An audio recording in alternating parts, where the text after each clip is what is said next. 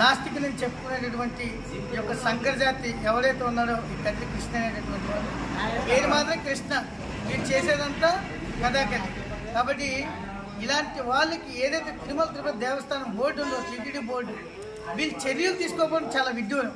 అంటే తిరుమల వెంకటేశ్వర స్వామి వారి యొక్క ఏదైతే ఉండిలో వచ్చే డబ్బు మాత్రం మెక్కితారు, కానీ వెంకటేశ్వర స్వామికి అన్యాయం జరిగితే మాత్రం ఒక్క అధికారి కూడా పట్టించుకోవట్లేదు. అంటే ఈ అధికారులు మా యొక్క వెంకటేశ్వర స్వామి సొమ్ము తినడానికే పుట్టారా?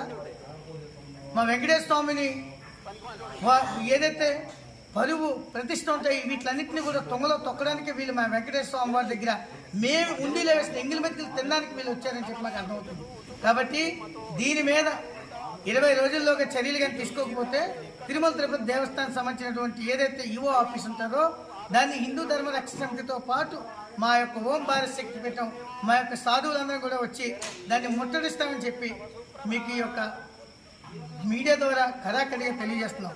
కాబట్టి దయచేసి మళ్ళీ చెప్తున్నాం, టీటీడీ ఈవో గారికి ఖచ్చితంగా ఆయన్ని కానీ మీరు కానీ అరెస్ట్ అయిపోతే ఆ కదిరి కృష్ణ అనేటటువంటి ఆ పోరంబోకుని మీ యొక్క అంతు తెలిసేటటువంటి పని మేము తీసుకుంటాం.